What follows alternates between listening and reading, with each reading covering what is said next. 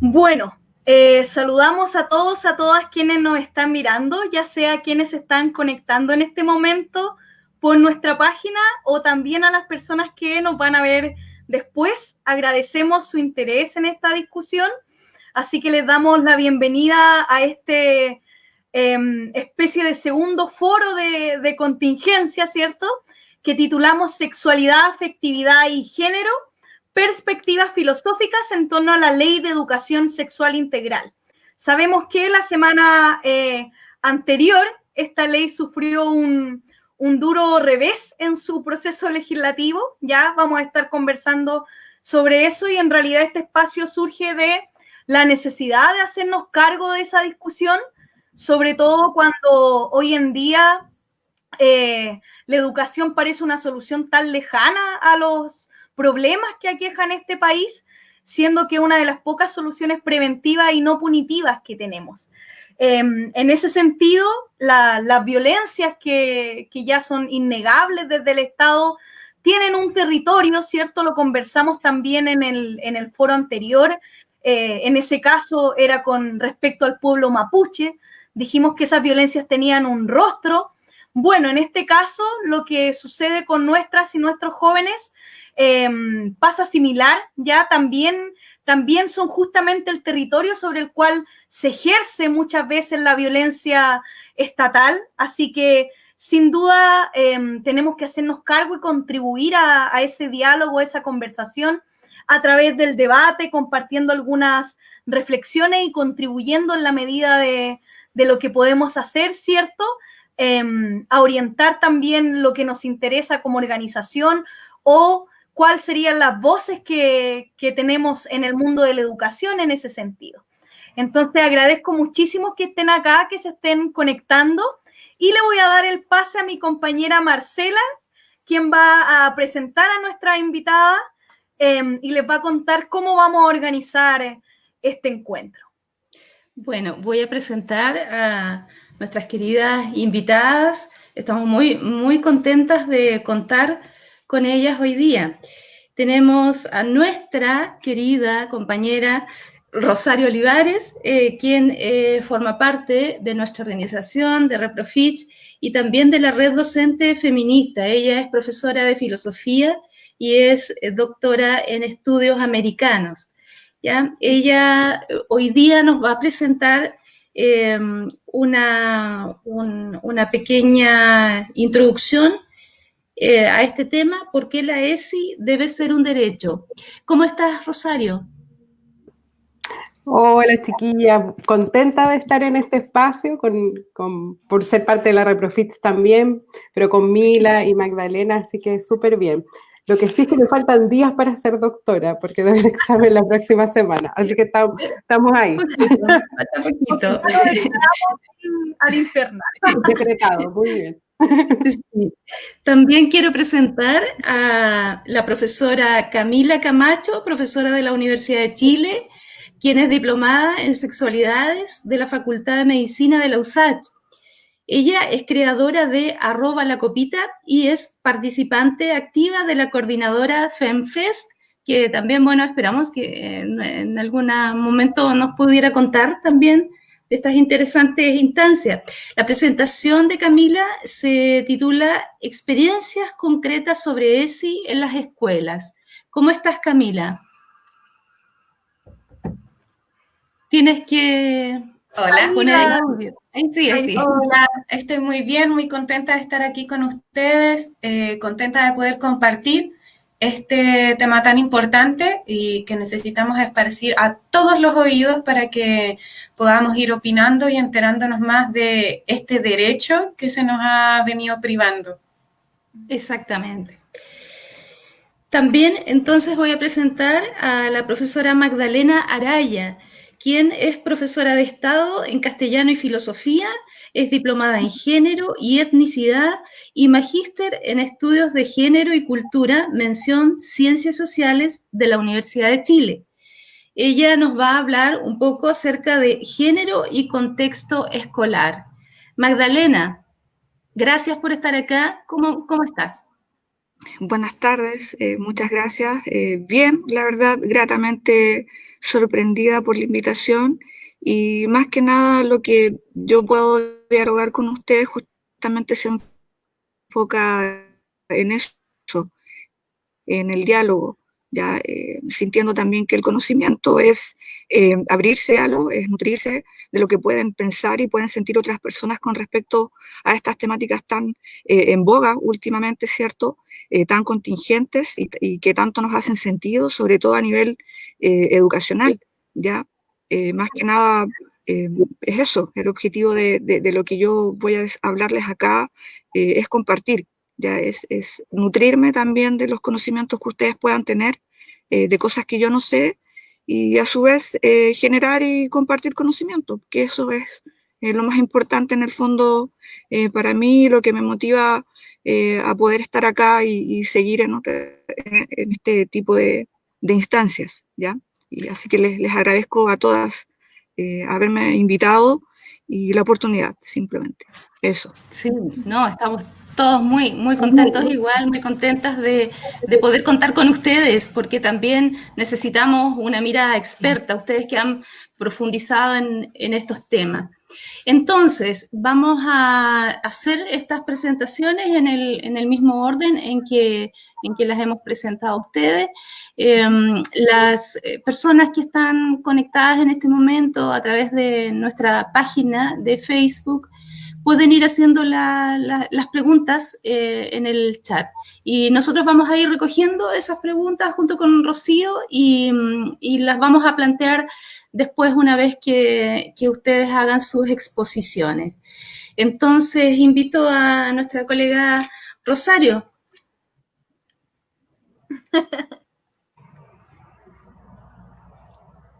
Todavía no se escucha, Rosario. Ahí sí. Ay, perdón, No, yo no. Primero, Ahí ¿se escucha? ahí sí. Sí. Súper. Yo quería comenzar un poco también haciendo historia de lo que ha sido la ESI en Chile, porque creo que es importante también para todas aquellas y aquellos que nos están escuchando y quisieran saber esta información, digamos. Que creo que una de las cuestiones fundamentales que hoy día nos enfrentamos en Chile es que el concepto ESI de educación sexual integral es muy poco conocido, por lo tanto también eso ha determinado que no haya tanta implicancia en un proyecto de ley tan fundamental para la educación que tenemos como este. Entonces, primero, obviamente, recordar que en dictadura no había educación sexual, más bien había catecismo, digamos, ese tipo de cosas. Y que cuando termina la dictadura y empieza la reforma educativa como de los 90, se propone el primer programa de educación sexual que se llamó JOCAS. Yo no sé, ahí los que somos más viejos y viejas nos podemos acordar, yo me acuerdo de las JOCAS en mi colegio, y se llamaban Jornadas de Sexualidad y Afectividad. Esa jornada fue muy difícil que llegaran a buen puerto. Hubo una recepción y una vigilancia y por supuesto también una censura muy grande por parte de la Iglesia Católica, que en ese momento era un poder del Estado bastante importante, que ya hemos visto con las décadas que dejó de serlo porque fueron ellos mismos los que incurrieron en abusos sexuales dentro de la Iglesia. Entonces hoy día no serían esa voz autorizada, pero en ese momento fue muy, muy fuerte su resistencia. Eso hizo que la educación sexual se dejara en el ámbito educativo, no formara parte de él y pasara mucho tiempo en que se pudiesen volver a plantear estos temas. Entonces eso nos habla también de generaciones y generaciones de jóvenes en ese momento que hoy día somos adultos que nunca recibimos educación sexual. Luego vinieron los gobiernos de Bachelet 1 y 2, donde ella planteó una cierta agenda de género, que tenía algunas ideas respecto a la educación con enfoque de género y a la educación sexual, todavía no como la idea de ESI, de educación sexual integral, sino como educación sexual, donde se daban orientaciones de cómo los colegios tenían que enfrentar el tema a través de espacios como convivencia escolar. Y eso diría que fue algo que se hizo. Entre medio de eso, estábamos en Piñera 1, ¿cierto? Yo creo que este es el momento que más pueden recordar, que fue cuando el famoso candidato presidencial de centro derecha, el liberal, Joaquín Lavín, presentó un proyecto que incluía 7 programas de educación sexual, donde la mitad de ellos eran sobre la abstinencia como método anticonceptivo, y digamos, y esos manuales quedaron. Hasta antes de eso no había manuales, solo orientaciones. Entonces, eso es el proceso que ha venido después de la dictadura hasta ahora, y que se ve amarrado una cuestión que es bien importante para empezarlo a entender, porque es necesario pensar la educación sexual integral como un derecho, porque en nuestra Constitución, que esperamos se acabe pronto, hay 2 cuestiones que son fundamentales y que han determinado la educación que tenemos en un contexto neoliberal. Uno de esos es la libertad de enseñanza, ¿cierto? Aquella que le entrega la libertad a los sostenedores y sostenedoras de tener y sostener un propio proyecto educativo, que generalmente un proyecto educativo que no es neutral, sino que tiene ciertos posicionamientos. Antes bastaba con tener cuarto medio y o sea, podías poner un colegio, era realmente un negocio. Hoy día sigue siéndolo, pero se han puesto algunas reglas. Entonces está por un lado la libertad de enseñanza, que implica la libertad de proyecto educativo de cada espacio, y por otro lado el derecho de los padres y las familias, en el fondo, por sobre el derecho superior de niñas y niños. Entonces nos enfrentamos a una educación donde no es posible tener una ley de educación sexual integral, porque si es una ley obliga, sino que nos enfrentamos a una situación que implica orientaciones, porque cada colegio dentro de su libertad de enseñanza y cada familia debiese poder decidir estos temas. Entonces, esto nos ha llevado a una situación bastante terrible, diría, que incluso tiene connotaciones de trágica, porque la falta de educación sexual en Chile ha determinado muchas cosas que hoy día lamentamos.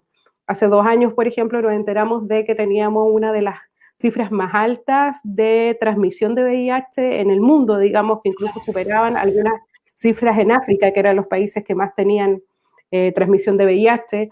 Sabemos que son muy altas, además, las tasas de abuso sexual infantil a menores dentro del espacio familiar.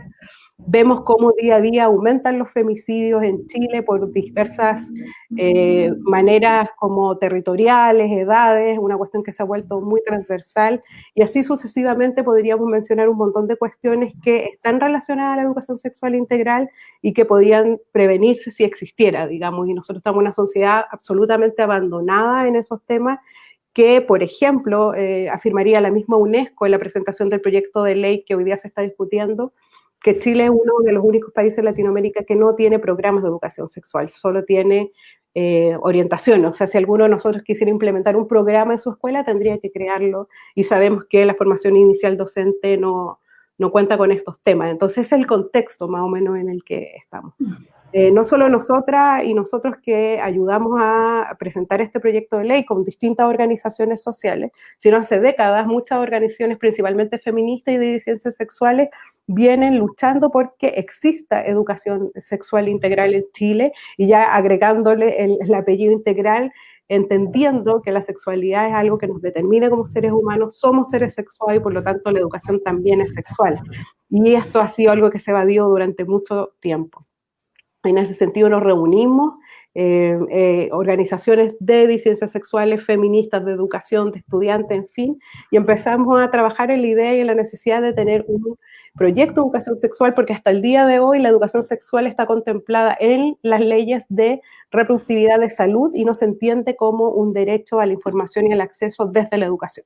Entonces nosotros consideramos que era importante que existiera este proyecto, porque principalmente la educación sexual integral es un derecho humano, es decir, que aquí debería primar el derecho superior de niñas, niños y jóvenes a tener educación sexual, porque en el fondo de ella depende su vida. O sea, ayer estaba revisando algunas cosas que vi de como una campaña argentina a propósito de la ESI, porque en Argentina es uno de los países que tiene ESI hace bastante años y que ha sido una lucha también, porque los sectores conservadores en Chile y el mundo están muy fuertes. Quizás de eso podemos hablar después, ya cuando entremos en el diálogo. Y había un lienzo en una de las manifestaciones que decía: no hay ni una menos sin ESI. Es decir, que hay una discusión de fondo que dar todavía a propósito de lo que decía la Rocío en la introducción, más que una discusión punitivista, como hoy día se ha armado la discusión en relación a los femicidios, como que vuelva la pena de muerte, que tienen que tener castigo los violadores, que en eso estamos de acuerdo, pero no en esas medidas punitivas extremas, sino que somos una sociedad que bien poco discute las cosas de fondo y empieza a ver cuál es la base necesaria para modificar esta conducta y cambiarla y en el fondo eliminarla, y lo que pensamos es solo castigar.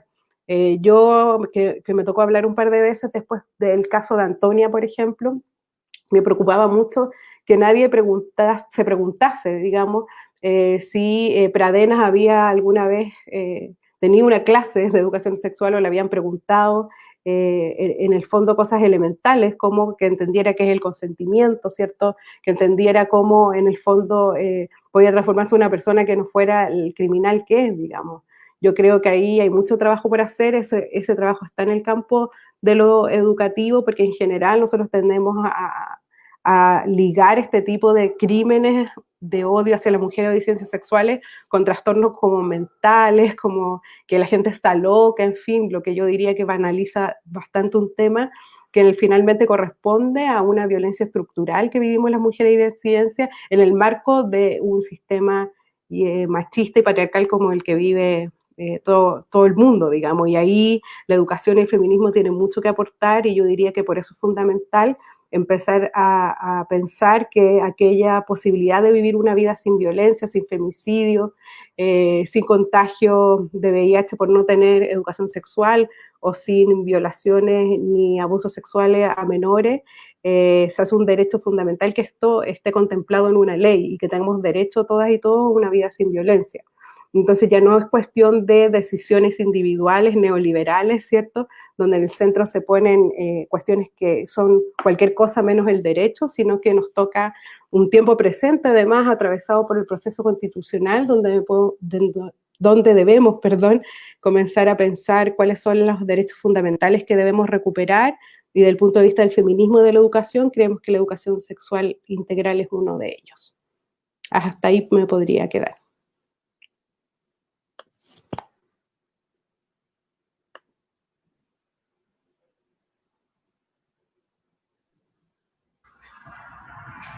Sí. Perdón, estaba confiada. Muchísimas gracias, Rosario. Harto por problematizar. Sí. ¿Marce? Sí, bien, creo que sería mejor que dejemos las preguntas para una vez finalizadas las 3 exposiciones, ¿no? ¿Cierto? Sí.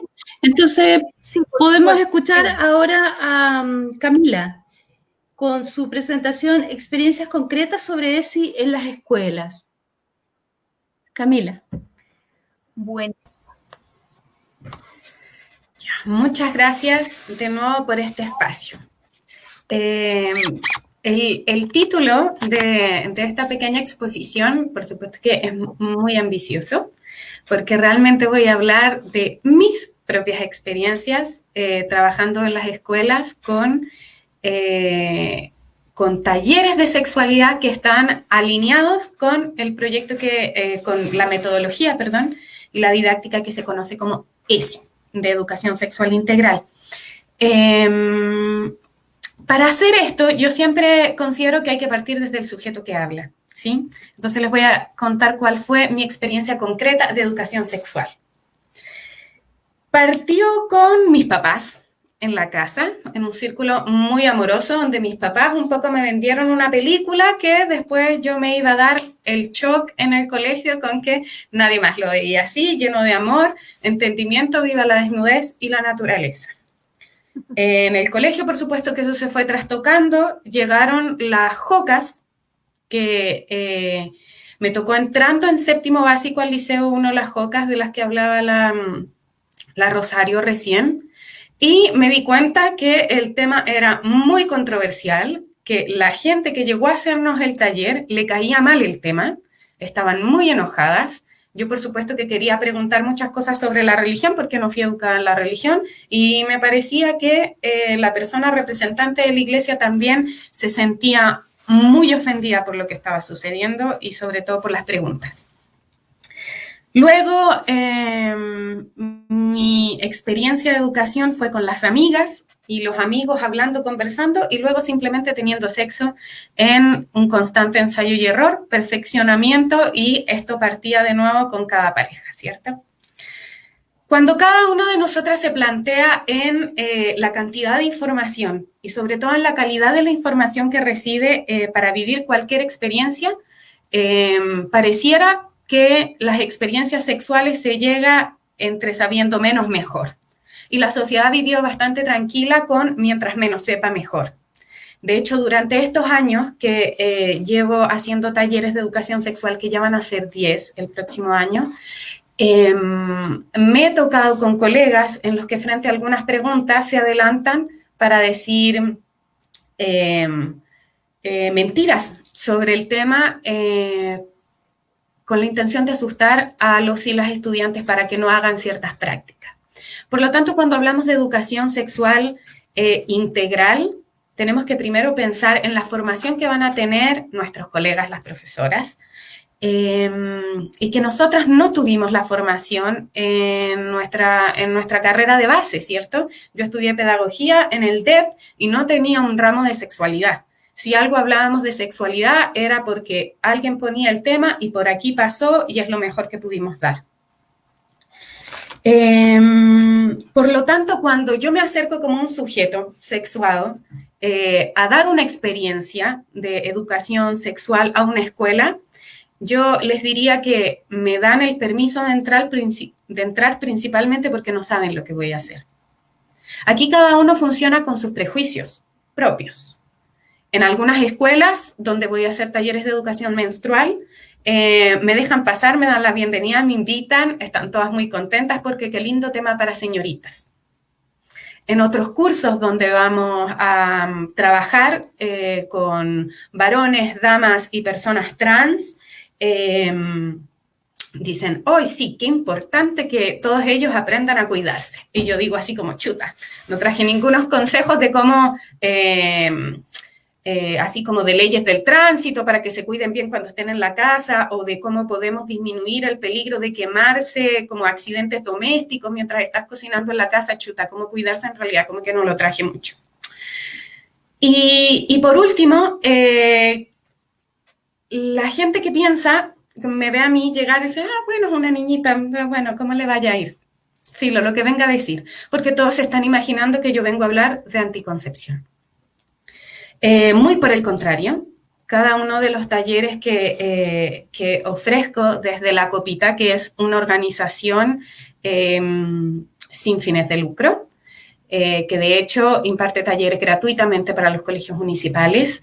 Desde la Copita ofrecemos talleres que son lo más abarcadores que se puede en distintas temáticas. Por lo tanto, si vamos a hablar de menstruación, hablamos de la persona, la sociedad y de la menstruación. Si vamos a hablar de educación sexual, vamos a hablar de un momento en nuestra vida sexuada o vamos a acoger todo el universo que hemos estado viviendo hasta ahora. Porque nadie sabe qué es lo que integra una clase de educación sexual. Decimos educación sexual y todos nos imaginamos así como, ok, matemáticas, sin número. Educación sexual, sí, anticonceptivo.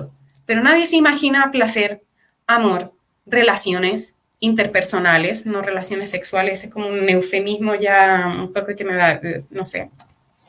Y nos encontramos con una situación súper, súper distinta. Por lo tanto, aquí, en este tercer momento, quiero mostrarles un poquito de estas experiencias concretas a través de lo que ven las estudiantes cuando están recibiendo esta información, esta educación, esta posibilidad de conversar sobre las sexualidades. Lo primero y más importante que me ha mostrado estos años de trabajo en educación de las sexualidades es cómo los y las estudiantes se sorprenden por cómo es su cuerpo. Y esto es muy importante que lo conversemos de una manera no inocente, porque todas las maneras de las que nos enseñaron, por ejemplo, sobre los órganos reproductores femeninos, es falsa. Si nosotras recordamos cómo estaba la figura del útero en nuestro libro de biología, recordaremos que estaba así como todo estirado, como era un pequeño Cristo crucificado ahí con sus ovaritos como brazos, las trompas también, el cuerpo del útero, la cervix invisible y un canal larguísimo de vagina que un poco no tenía mucha concordancia en proporción con el resto del órgano. Pues estoy tomando el ejemplo del útero porque el cuerpo resulta realmente sorprendente para cuando hablamos de sexualidades. La mayoría de las personas a las que yo me acerco, sobre todo si es en la educación media, ya han empezado a absorber los prejuicios del resto de la gente sobre qué es lo que significa el sexo. Y sobre lo que significa el sexo que han tenido de oídas o ya de unas experiencias primeras, se refiere a un mete y saca heterosexual y nada más. Entonces yo me pregunto, ¿de dónde habrá que partir? ¿Sí? Partimos de las emociones, partimos del cuerpo, eso depende muy bien de cada curso. Y como les venía contando yo, lo que sucede con mostrar este útero es derribar un montón de prejuicios que cada una tenía sobre su propio cuerpo. ¿Dónde estaba toda mi vida que tengo 16 años y me acabo de enterar que si el útero era así de alto, no me llega hasta las tetas? ¿Quiénes fueron los responsables de que yo hoy día, a los 16 años, me esté enterando que 2/3 de mi menstruación se absorbe para el útero y el otro es lo que estoy botando por la vagina? ¿Qué pasó en todos estos años que nadie me enseñó que para tener sexo oral tenía que usar protección? ¿Sí? Entonces, en cada una de estas situaciones en las que nos encontramos en los talleres de sexualidades, se van desprendiendo distintas frustraciones que cada una de las personas ha tenido sobre el tema de lo sexual. ¿Sí? La mayoría parte hablando mucho de la casa y cuáles son los prejuicios que tienen en su casa y cómo han hecho una educación, sus familias, y yo lo amplío hacia toda la sociedad, no una educación sexual, sino una educación sobre los límites de la sexualidad. Porque a diferencia de lo que se hace hoy día en la clase de biología, la educación sexual integral intenta decir que ese cuerpo que está sexuado, que ha sido sexuado, no es sexuado por arte de magia, es sexuado por la sociedad, por la cultura, por las culturas que nos habitan, por los territorios por los que vayamos a pasar, y por lo tanto ese cuerpo no va a ser cuerpo vivo si no pasa por esa identificación hacia el exterior, con ese vínculo emocional hacia el exterior. Y en ese sentido, necesitamos, por ejemplo, y aquí me estoy adelantando un poquito al segundo ejemplo de las experiencias concretas que les voy a mostrar. No tenemos un lenguaje para hablar de sexo. Cada vez que, y no sé si les ha pasado, como verse en la situación de que alguien inesperadamente les pregunte algo sobre sexo y ustedes así como, ay, pero ¿cómo lo digo? Y es que no tenemos un lenguaje para hablar de sexo porque el sexo no se habla en voz alta. Y pareciera que el sexo no es un tema que podamos conversar abiertamente en el almuerzo del domingo, en el recreo o con las profesoras. Y para nosotras, como bien decía Rosario, resguardar la seguridad de nuestros niños, niñas y adolescentes, necesitamos estar pudiendo hablar de sexo. Porque necesitamos hablar del cuerpo, de las emociones, del sentido de frustración, de ejercitar dónde están mis límites, de saber lo que me gusta o lo que no me gusta, y si tengo o no disposición a lo sexual. Antes de hacerme todas estas preguntas, no puedo llegar y asumir que soy una persona sexual simplemente porque vivo en esta sociedad.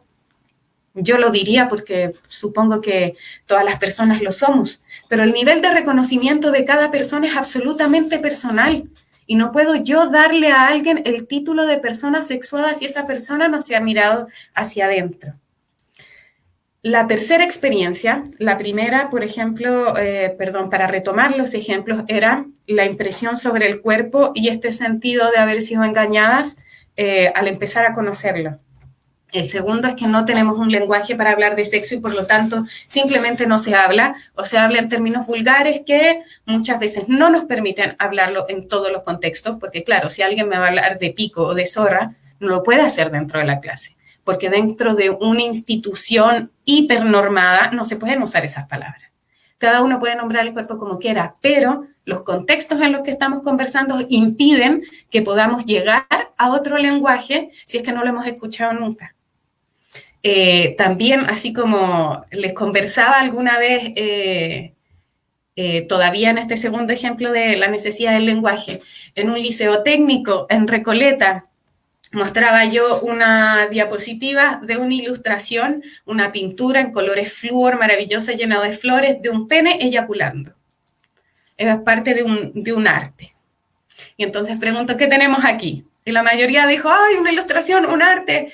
Bueno, hay un pene. Y alguien dijo, ¡la diuca! No, dijo como, ¡la trompeta! Y así como, ¡ay, pucha! Claro, podríamos decirle trompeta, compañero, pero ¿usted en nuestras situaciones se desviste para mostrar la trompeta? ¿Pretende seducir a su pareja con una trompeta? Así como, por favor, y yo le dije, por favor, busque un nombre más bonito y me lo dice cuando lo descubra. Y seguimos con las cuestiones que teníamos pendientes, vamos hablando, qué sé yo, de las distintas partes del cuerpo, de qué impresión nos da ver un pene dibujado, qué tan común es, dónde lo vemos y qué sé yo, y de repente grita de la nada, ¡la diuca! Y todos muertos de la risa porque, claro, o sea, yo me hice la chora diciendo, pucha, esa no es la palabra, búsquese otra más dulce. Y claro, pues encontró otra más dulce. Intentando también probarme a mí a ver si yo me atrevo o no a responder en este sentido. Yo le digo, bueno, claro, pero la diuquita... todo el auditorio, por supuesto, muertos de la risa, el mismo estudiante muerto de la risa me dice, ah, ya, pero ¿para qué? Y claro, pues, los referentes que tengo yo sobre la sexualidad y que enmarcan las masculinidades también hacen que las palabras que escojamos no siempre sean lo que queremos reflejar. Cuando decía la trompeta tenía una estridencia tremenda, enorme, de mostrar un miembro, y ahora teníamos una diuquita chiquita, toda tierna, que quizás es más cercano al plano de la dulzura con la que podríamos entrar en conversación con alguien, ¿cierto? Entonces, este tercer ejemplo que les iba a comentar sobre la seguridad de nuestras emociones y de nuestros cuerpos, lo podemos dejar para el tiempo de las preguntas. Y las invito, por favor, a que puedan conectarse también haciendo sus propias preguntas, contando sus experiencias y preguntándome también si es que quieren saber sobre este último ejemplo de el amor y la seguridad en nuestro cuerpo y nuestras emociones. Gracias.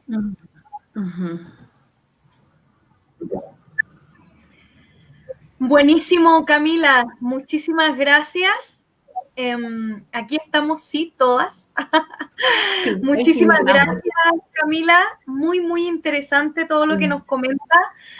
Bueno, nosotras como docentes de filosofía tuvimos por mucho rato la experiencia de tener un espacio curricular, algo comentaban en los comentarios, valga la redundancia, sí, sobre donde podíamos abordar la sexualidad desde una perspectiva al menos no meramente biológica, así que sin duda vamos a estar conversando también sobre eso y lo que pasó con ese espacio.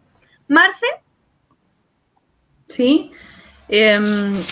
Vamos a escuchar entonces a nuestra colega Magdalena Araya con su exposición Género y Contexto Escolar. Y después vamos con las preguntas. Bien, muy buenas tardes a todas las personas que están aquí. Bueno, el título de mi presentación es bastante ambicioso y es bastante amplio, pero básicamente me voy a referir a dos conceptos que son bien fundamentales, como son género y más que nada escuela, ¿ya? Al igual que la colega anterior, que Camila, voy a hablarles más que nada desde mi experiencia como docente, ya más que nada como profesora de aula, y partir, por ejemplo, con el concepto de escuela, ya, bueno, la escuela, no sé si para todas, ya, o para todos, pero desde mi experiencia es un terreno no neutral, ya, en donde suceden muchas cosas, en donde se experimentan muchas cosas y en donde se construyen identidades. Y estas identidades obviamente están supeditadas a construcciones culturales de género, ¿ya? Pautas de conducta, patrones de conducta que nos dicen en el fondo cómo ser y cómo actuar. Y también, desprendiéndome de lo que señalo, cómo ser mujer y cómo ser hombre. obviamente este lugar que no es neutral, ya la escuela como la conocemos hoy en día o como la seguimos conociendo hoy en día, no ha tenido mayores cambios, ¿ya? Probablemente lo que conocemos de ella viene de un sistema educativo nacido o gestado y nacido a lo mejor en la dictadura, muy probablemente es así, que genera disciplinamiento. Ya este disciplinamiento, me atrevería a decir, y soy tajante al respecto, se produce a nivel corporal, ¿ya? Y a nivel mental, o sea, hay un disciplinamiento de la mente y el cuerpo. Por un lado tenemos un currículum que es bastante explícito, nos enseñan cosas, nos enseñan saberes, ¿cierto? Tiene que ser así, porque también somos herederos de un sistema estandarizado, cuyas ambiciones, ¿cierto? Y máximas, cuyas máximas en el fondo corresponden a la inculcación de saberes estandarizados basados en pruebas estandarizadas. Ya casi todo lo que conocemos va para allá. Nos preocupamos en el fondo de generar un buen CIMSE, de generar buenos resultados CIMSE, de generar buenos resultados en PSU, o lo que podríamos conocer ahora como la nueva prueba, ¿cierto? PTU, si no me equivoco, pero no nos preocupamos de desarticular a la escuela como un terreno no neutral, o desarticular este disciplinamiento del cuerpo, ¿ya? Yo soy heredera en el fondo, me voy al principio, ¿cierto?, de esta exposición, de una escuela católica, ya de una escuela disciplinada, ya, y a su vez, ¿cierto?, como docentes de alguna manera también disciplinamos bajo ciertos preceptos. Ya esto puede ocurrir a nivel inconsciente, puede ocurrir a nivel consciente también, pero vamos repitiendo pautas de conducta y a su vez vamos validando formas de ser en nuestro quehacer educativo. ¿Ya? ¿Quién más que nosotros, los profesores de aula o las profesoras de aula, para poder desarticular este disciplinamiento del cuerpo? Si ustedes se dan cuenta, si ustedes recurren a su experiencia como estudiantes, van a notar que siempre ha sido de esta manera, ya este disciplinamiento. Fíjense ustedes dónde juegan las niñas en el patio, dónde juegan los niños en el patio.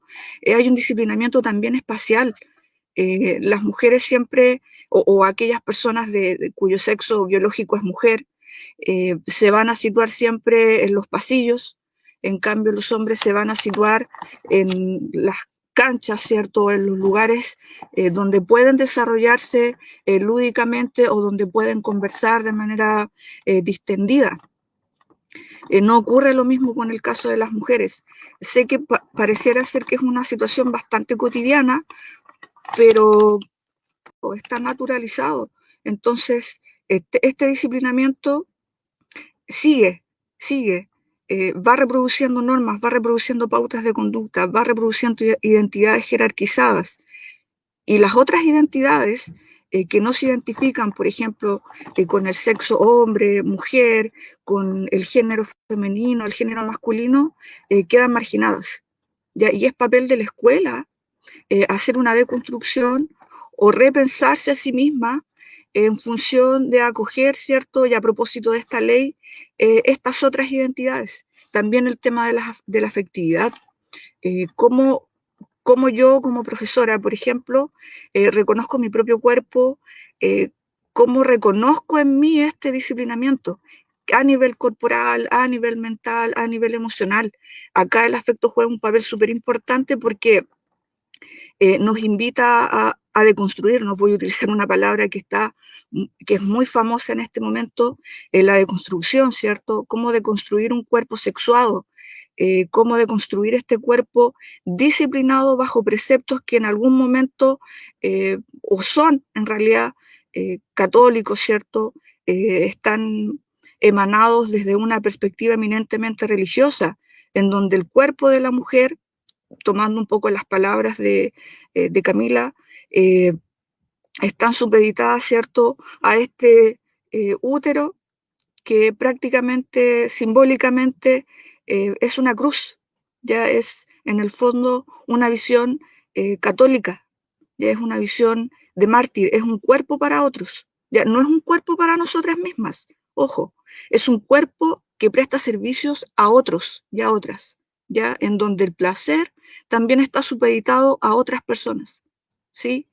¿Cuántas veces a través de este disciplinamiento hemos notado que no necesariamente aquellas zonas de placer que nos han inculcado que son zonas de placer, para algunas personas no lo son, ¿ya? Este disciplinamiento que tanto nombro en mi exposición trasciende los niveles educativos. La escuela solamente es una entidad, es una institución normativa, heteronormativa en algún caso, eh, que ayuda, ¿cierto?, a naturalizar estas pautas de conducta. ¿Qué pasa con este disciplinamiento actualmente?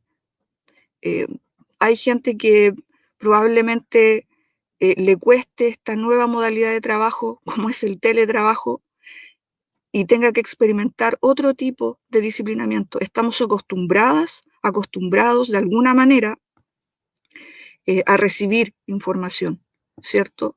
Nadie es un vaso vacío naturalmente, pero recibimos información. Somos herederos de una escuela que transmite conocimientos, que transmite información y que en muy pocos casos genera reflexión de ese conocimiento, ¿ya? Entonces, este disciplinamiento choca de alguna manera con el nuevo disciplinamiento actual, en donde se le exige a un estudiante, ¿cierto?, de nivel escolar, de nivel también universitario, hacerse cargo de su propio conocimiento. ¿Cómo contrastamos este disciplinamiento? ¿Qué fue del disciplinamiento del cual somos herederos? ¿Cómo lo contrastamos con el actual? ¿Cómo hacemos que ese estudiante sea o se apropie de ese conocimiento si está acostumbrado a recibir, ¿ya? Obviamente este disciplinamiento también nos entrega otras luces como la desigualdad social. O sea, la situación actual que estamos viviendo es el mejor indicador de disciplinamiento, pero también es el mejor indicador de desigualdad social. Bueno, desde esta perspectiva soy crítica y autocrítica al respecto, y siempre lo que digo me gusta contrastarlo con las opiniones de los demás, ya concitar el diálogo. Vuelvo a recalcar y soy enfática al respecto, estoy hablando desde mi experiencia como docente, estoy hablando desde la experiencia de una persona que es heredera de que fue heredera de una educación eminentemente católica, ¿ya?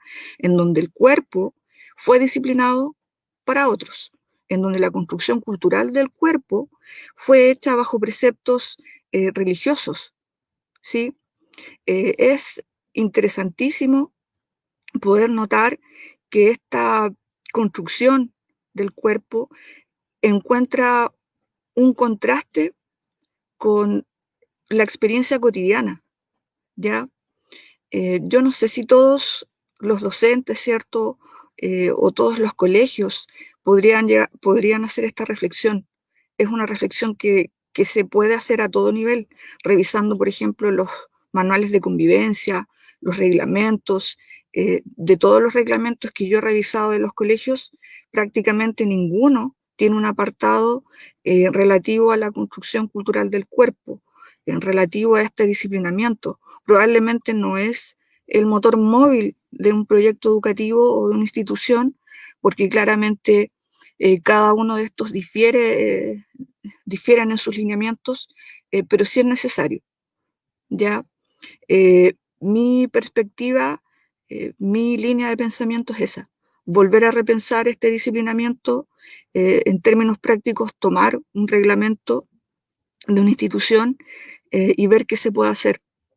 Los colegios no son cárceles, ¿sí? Pero sí son instituciones no neutrales. Suceden cosas. Es un espacio de socialización, es un espacio de construcción de identidades jerarquizadas, en donde se reproducen pautas de conducta, en donde se nos dice cómo tenemos que ser y qué es lo que tenemos que hacer. Y quién es mejor que nosotros, nosotras, para poder cuestionar o poner en tela de juicio este disciplinamiento. Eso, más que nada, esta esta pequeña exposición está basado en una investigación que hice yo desde mi experiencia en el contexto escolar, básicamente en la escuela. Es una investigación que sufre cambios ya cada cierto tiempo. Nunca he sido de la idea de que el conocimiento está acabado. Siempre soy de la idea de que el conocimiento se tiene que compartir, y así como se tiene que compartir, agradezco la oportunidad, esta oportunidad para poder nutrirme también de los comentarios que ustedes puedan realizar, ¿ya? Y vuelvo a recalcar, hay una perspectiva muy biologicista, tomando un concepto de la colega que hablaba recién, muy marcado. Incluso lo podemos notar en el currículum, en los planes y programas. No puedo concebir yo, personalmente, perdón la autorreferencia, que un libro de biología todavía, actualmente, promueva una educación heterosexualizada, desde una mirada muy masculina, patriarcal, ¿cierto?, que invisibiliza el cuerpo femenino, o mejor dicho, el cuerpo de aquellas personas cuyo sexo biológico es mujer, ¿ya? ¿Qué estamos haciendo como educación? ¿Qué estamos haciendo cuando revisamos hasta hace muy poco un currículum, ¿cierto?, de psicología, en donde se perfilaba a un adolescente como aventurero, ya como un Don Juan, en otras palabras, y también se perfilaba el estereotipo de mujer sumisa? ¿Es esto lo que yo estoy reproduciendo como profesora de filosofía o como profesora de psicología? ¿Esto es lo que queremos? O sea, es una invitación a repensar esto, el currículum. Yo siento que no todo el mundo se va a dar el trabajo de sentarse, ¿cierto?, y cuestionar esto, probablemente por intereses, ¿cierto?, creados, ¿cierto? Quizás no es el interés del colegio, quizás no está dentro de su proyecto educativo institucional, pero sí es un espacio que los docentes se deben dar.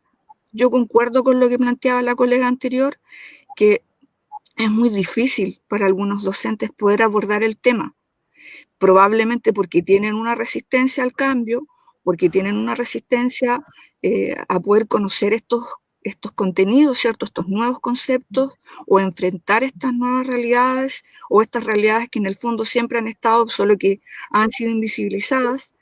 Pero por otro lado también hay otros intereses. Entonces nos enfrentamos con estas dos variables dentro de una balanza que es difícil equilibrar.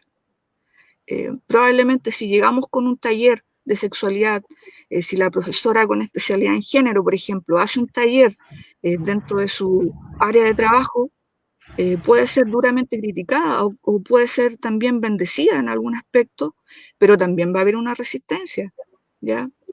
No todos pensamos igual, y me alegra que no todos pensemos igual, pero también es cierto que hay que repensar, que hay que tomar un reglamento de un colegio y se revisa.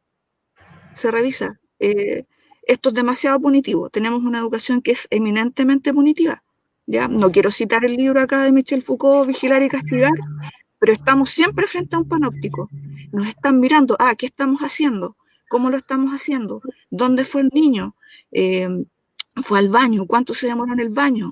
¿La niña fue al baño de niñas o el niño fue al baño de niños? O sea, partiendo por eso, ya tenemos también un disciplinamiento. Sí, el tema de los baños. Alguien va a decir, pero pongamos ciertos baños unisex. Otro sector va a decir, no estamos preparados para poder tener un baño unisex por la cantidad de prejuicios, ¿cierto?, asociados a la sexualidad. Pero también es cierto, y volviendo al punto anterior, podemos volver a reflexionar esto.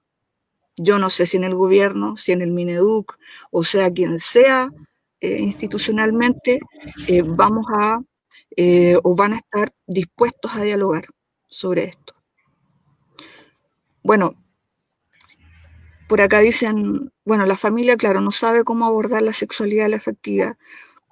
Bueno, en este caso es la escuela. Yo sé que la escuela no nos va a resolver todos los problemas, pero la escuela también es una institución que puede ayudar a que la familia tenga las herramientas emocionales o la madurez intelectual en el fondo, o los conocimientos para poder abordar el tema. Y sé que también va a haber otro sector que va a decir, pero la escuela no es responsable de eso. Bueno, entonces si la escuela no es responsable de esto, ¿quién es la responsable? No lo sé. ¿El gobierno? No lo sé. ¿Ya? Sin querer tomar una postura partidista, etcétera. Pero yo no creo que el gobierno pueda entregar estas herramientas de discusión o las herramientas de análisis para poder reflexionar, no sé, y generar de alguna manera un cambio en el currículum, que es una idea tan ambiciosa, ¿cierto? Eso. Sí, muchísimas gracias, Magdalena. Sin duda hay muchas cosas muy interesantes que señalaste. Desde ya les cuento que vamos a comenzar a hacer algunas preguntas. Marce, yo sé que tiene algunas también ahí. Si quieren preguntarse algo entre ustedes también, no hay problema. La idea es que pongamos en debate estas cosas que se han dicho e intentemos profundizar justamente como señalaba Magdalena, ver qué nos podemos compartir también, que es la idea de este espacio. ¿Marce? Sí, bueno, sí, han dicho es que demasiadas cosas y muy interesantes las colegas. Pero mira, quería plantear una pregunta a propósito también de algunas cosas que se han señalado en el chat y también que han dicho, por ejemplo, Rosario, Camila, bueno, las tres en realidad. Porque ha habido mucho cuestionamiento, eso queremos también con Rocío tratar más adelante todos los cuestionamientos que se han hecho a la ESI. Pero la primera pregunta que a mí me surge al escuchar, por ejemplo, a la Rocío y luego lo que retrata, a Rosario, y lo que retrata así como tan experiencialmente Camila, es es una duda, es una consulta. ¿Esta sería una asignatura? ¿Sería unas orientaciones transversales? ¿Quién se haría cargo de esta asignatura o taller? ¿Quiénes serían los responsables, Rosario? No sé si tú nos puedes aclarar esa parte, porque lo que yo me pregunto también, investigando un poco de esto, es algo que ha dicho Camila, ha dicho Magdalena también. ¿Estamos preparados los profesores realmente para hacer este trabajo? ¿O cómo se van a preparar? ¿Cómo nos vamos a preparar todos? ¿Cómo vamos a problematizar esto? Como dice Magdalena, ¿cómo vamos a poder lograr lo que Camila, por ejemplo, ha logrado en sus talleres, ¿no es cierto?, con mucho respeto, con mucho cuidado, con un enfoque realmente integral. Como escuchando a los chiquillos, algo que también nosotros hacíamos en el tercero medio, como se acordaba la Rocío. Entonces, van a tener todos los profesores ese cuidado, ese nivel de reflexión, de respeto también por el tema del cuidado del lenguaje, como explicaba Camila. ¿Quién se haría cargo? ¿Cómo logramos eso? Porque encontramos en nuestras comunidades tanta dificultad también para hablar. Todavía tenemos mucha dificultad para hablar estos temas entre los mismos profesores. Sí, Marce, me gustaría sumar a eso antes de darle la palabra a las chiquillas. Justamente también cómo lo hacemos en la medida que nosotros mismos estamos implicados en este tema. Como decía Magdalena, tenemos un disciplinamiento del cuerpo, tenemos un saber corpóreo o sobre lo sexual, o como decía Camila, que en realidad más se refiere a los límites de la sexualidad que el saber sobre propiamente sexual, que también es muy limitado. Entonces, ¿cómo sumar a la pregunta que tú hacías también, cómo nos hacemos cargo en ese sentido, ¿cierto? Con todo lo que implica incluso deconstruir corporalmente, como señalaba Magdalena. ¿Vamos en el mismo orden? Bueno, ya, súper. Bueno, ustedes me han escuchado también como en los laboratorios de filosofía y en otras áreas.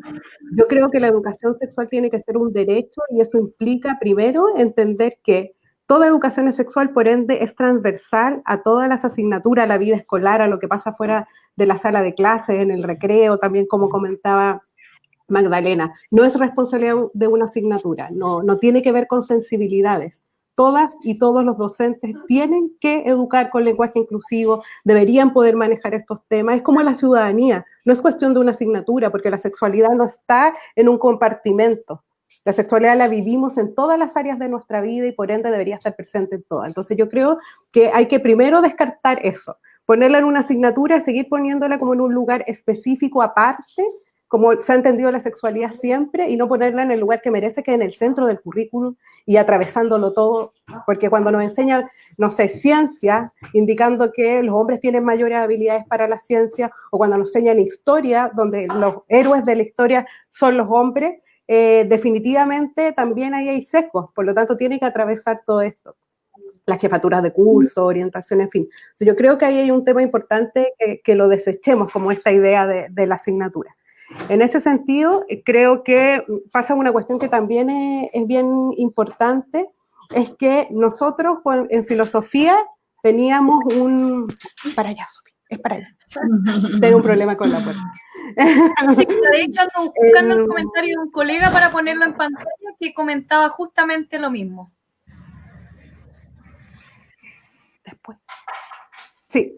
Entonces, yo creo que esa cuestión hay que despejarla inmediatamente. Entonces, lo que trata este proyecto es entender que la sexualidad debe atravesar el currículum y, por lo tanto, por eso empieza en pre-kinder. Porque si hablamos de asignatura, también podríamos poner, no sé, que se enseñe solo en la media, que es lo que hacen los conservadores. Si tú la mueves a un lugar y lo pones como asignatura, en el fondo estás sacando todo eso. Eso por un lado.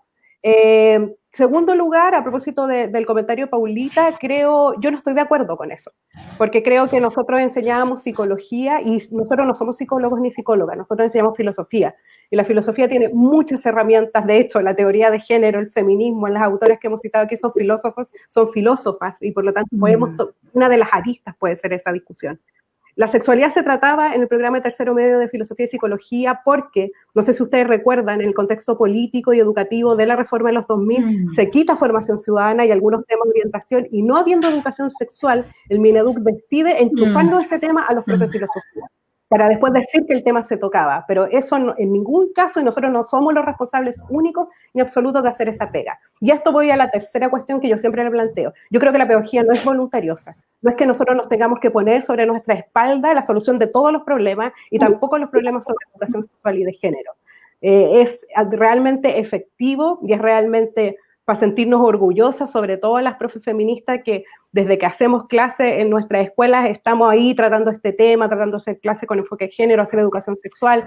Yo también podría comentar hartas experiencias que viví haciendo clases en liceos sobre estos temas y todas las cosas que yo aprendí también como mujer feminista y profesora de la sexualidad de las nuevas generaciones.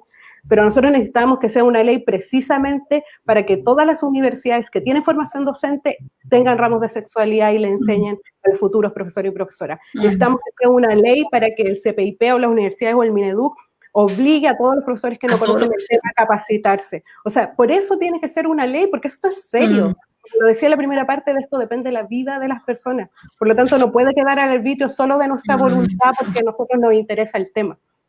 Yo creo que sí. Y por eso disculpa, a todos los profesores de todas las áreas. Por supuesto, por supuesto.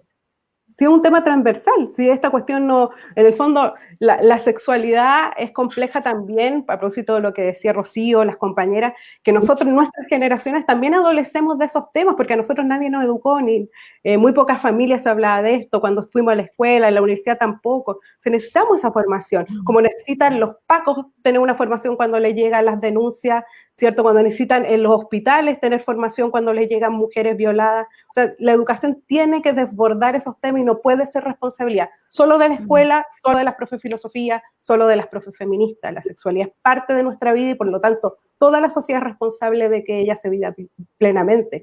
Yo creo que hoy día que estamos en una discusión donde probablemente se dé un proceso constituyente, esperamos que sea así, que sea democrático, hay que poner en la mesa cuáles son los derechos fundamentales que hoy día necesitamos para poder vivir dignamente. Y uno de ellos es el derecho a la educación sexual integral, porque no hay una vida plena si no tenemos una vida sexual plena, si no somos capaces de disfrutar, de vivir sin prejuicios, de que no nos violente por nuestras elecciones sexuales, ¿cierto?, por la vida que asumimos tener. Entonces yo creo que tiene que traspasar esto de las voluntades, los nichos, los ramos, las asignaturas, una cuestión mucho más, y por eso es integral también, pues si la educación en general debería tener esa perspectiva. Eso. Muchísimas gracias, Ro. Mila, ¿te escuchamos? Ya. Yo estoy de acuerdo en parte, en muchas partes, con lo que dice Rosario. Me parece, y sobre todo en las palabras que lo puso, que la educación sexual debiera desbordar nuestro currículum. Todos tenemos derecho a haber recibido esta formación y por lo tanto todas las formaciones universitarias, todas las formaciones académicas debieran considerar a la educación sexual como parte de sus contenidos, porque no solamente los profesores tienen que habilitarse como personas aptas y dispuestas para hablar de estos temas. Yo también creo que, y aquí yo creo que es el pedacito en el que discrepo con Rosario, porque si bien las sexualidades tienen que desbordar nuestro currículum, también tiene que haber un espacio donde nos concentremos a hablar de las experiencias emocionales, psicoemocionales y físicas de nuestras estudiantes y nuestros estudiantes, perdón. Por lo tanto, yo sé cuál es el temor al que se refiere cuando dice que no lo podemos cargar en una asignatura o en ciertos profesores. Y me siento muy representada por lo que dice que casi es responsabilidad de las que somos profesoras feministas hacernos cargo de estos temas. Pero a mí me parece que si todos los profesores vamos a recibir esta formación, cuando se empiece a impartir este tipo de temas dentro de nuestra sala de clases también, tenemos que partir porque los profesores se sientan cómodos hablando del tema. Para que una persona pueda enseñar algo, tiene que poder disfrutarlo. ¿Qué pasa si mis experiencias con respecto a la sexualidad son sumamente violentas? ¿Qué pasa si mi experiencia de vida y cómo lo expresa mi cuerpo frente a los estudiantes no es el mensaje que estamos intentando dar con esto del ESI? Por lo tanto, no todos los individuos que estén preparados con este conocimiento tienen que estar en el podio hablando de esto. Nosotras necesitamos ser educadas al respecto, pero no por eso vamos a estar obligadas a impartirlo. Si bien tenemos que pasar por un tránsito enorme de autorreconocimiento cuando nos estamos formando como profesoras de sexualidades, muchas de las personas que estuvieron en la formación conmigo, por ejemplo, no hacen clases de sexualidades o toman ciertos temas. Hay personas a las que les asusta que sea una lesbiana visible haciéndole clases de sexualidades a sus estudiantes. Hay por ahí también algunas personas que les parece peligroso que una lesbiana visible sea su profesora de literatura. Pero eso es porque para todos debiera ser un derecho a acceder a estos temas y dejar de tener ese tipo de prejuicio, ¿sí? Estoy de acuerdo con lo que decía la Rosario, que si se instala como ley, entonces todas las instituciones que están a cargo de formarnos como profesoras tienen que hacerse cargo de esto, pero luego las escuelas tienen que poder atreverse a bajar esa información y ponerlas en toda la escuela, en los temas de las escuelas, ¿sí? Y en ese sentido, y al ser ley, no podría ir eligiendo cada orientadora, cada directora, cada profesora si el tema se trata o no. El tema va a estar ahí y quizás la decisión va a ser quién lo va a hacer, cuándo lo va a hacer, cómo lo va a hacer o si dejamos un espacio para ejecutar esto, ¿sí? Las ideas de la implementación son cuestiones que todavía nosotras, yo siento que tenemos que elaborar y reelaborar, porque las experiencias de Argentina, por ejemplo, con una asignatura de sexualidades en el momento en el que existió, funcionaba para el párvulo.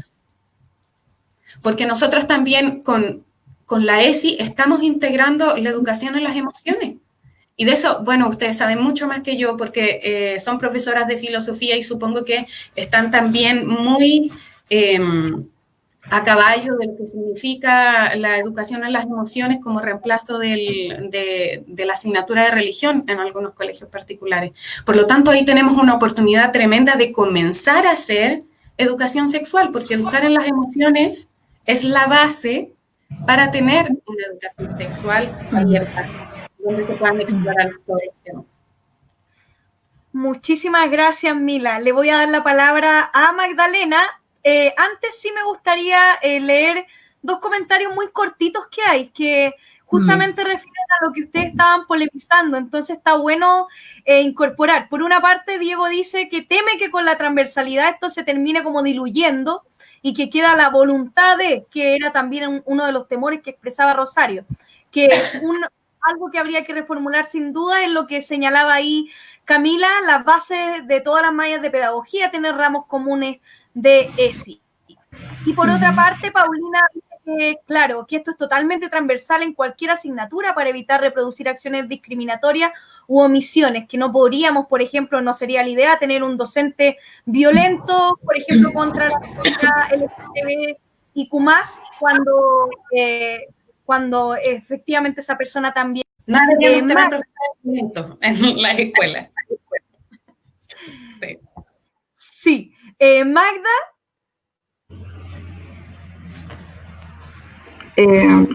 Bueno, claramente coincido con lo que plantea Rosario, que no es solamente un papel de las docentes feministas o con enfoque de género, pero a lo mejor al principio, y es lamentable que sea así al principio, y también es lamentable que si no es una ley, que si no está escrito en un papel, no se haga, ¿ya?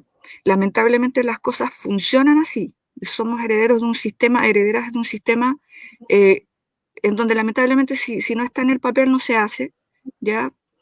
Y claramente en un colegio, en una institución, no todos los profesores y profesoras van a estar dispuestos a hablar del tema, no todos van a poder hablar de sus experiencias emocionales como lo plantea Camila, porque para no todas las personas es fácil, no es fácil, no tienen las herramientas emocionales que desarrolladas o simplemente no quieren, ¿cierto? Pero sí se podría hacer un intento. Si no hay intento, yo soy de la idea de que no se puede hacer, pero también estoy de acuerdo con que sea una ley que esté escrito, porque si no está escrito no se hace, o por lo menos no hay un parámetro, o no hay un documento que diga, está el antecedente previo, ¿cierto? Esto se puede hacer, se tiene que hacer, se debe hacer, etc. Y bueno, la educación, el terreno de la educación es amplio. No solamente somos las profes, ¿cierto?, feministas de literatura con enfoque de género quienes tenemos que hacer esto, sino que, como lo decía por acá en un comentario, es transversal, es transversal. Se puede hacer, ¿ya? Probablemente va a costar que la gente se siente a revisar el reglamento de un colegio y saber si tiene o no enfoque de género o agregarlo o no el enfoque de género, pero siento que es un trabajo que se tiene que hacer, ¿ya?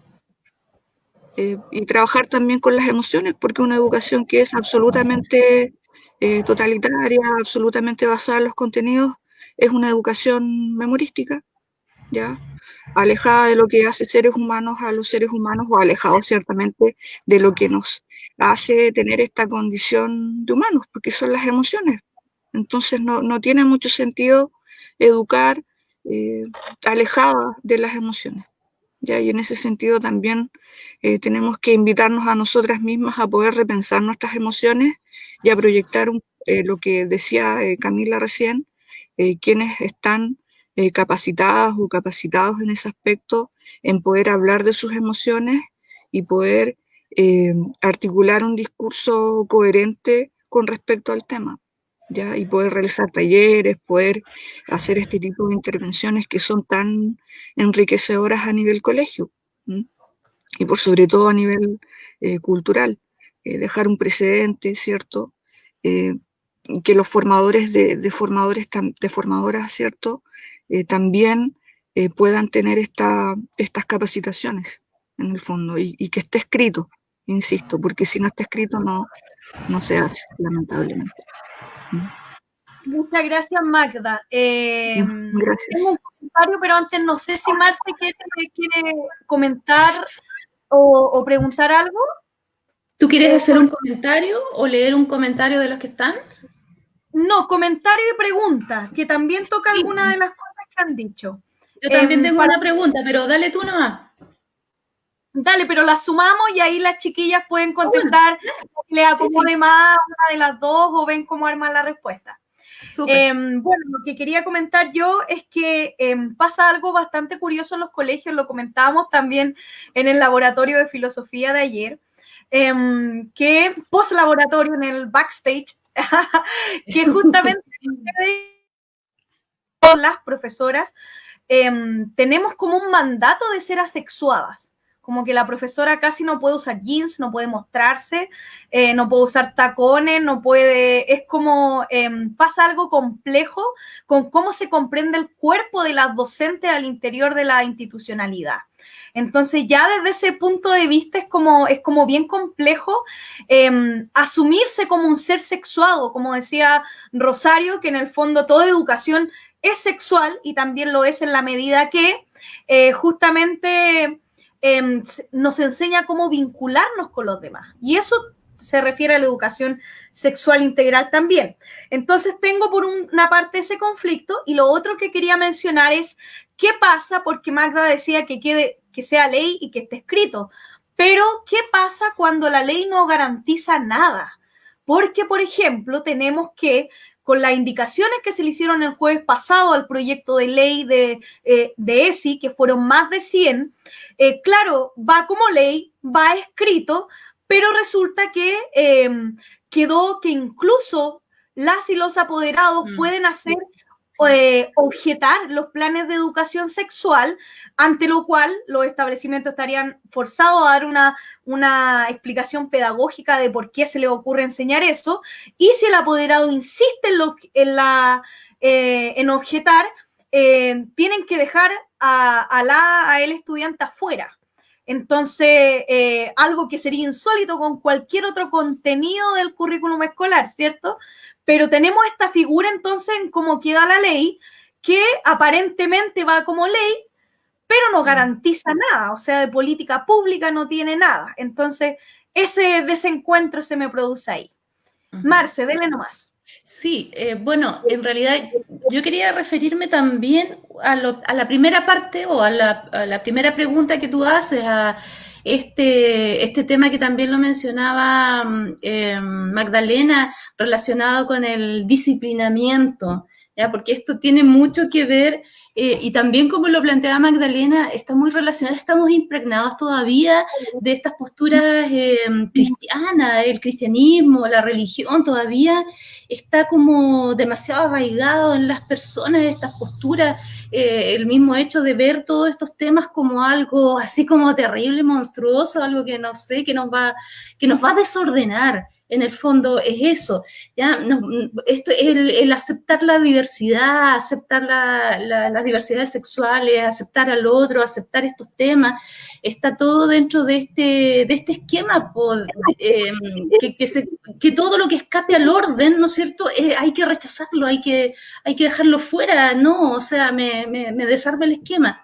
Entonces, yo quería referirme a estas reacciones, pero terribles, ¿no es cierto?, como muy desde fundamentalismo ideológicos, que paradójicamente llaman ideología, ¿no es cierto?, al tema del género, pero que son terriblemente ideologías ultraderechistas, ultrafundamentalistas, que se oponen a esto precisamente a todas las leyes que acepten la diversidad, siendo que estamos avanzando hacia un mundo donde hay pluralismo y diversidad de mirada y de postura, y es eso lo que enseñamos nosotros también en filosofía, o sea, tener la consideración de esas otras posturas. Entonces, lo que yo quería preguntar es que, ¿a qué creen ustedes que se debe esta reacción tan feroz, encuentro, contra, bueno, de cierta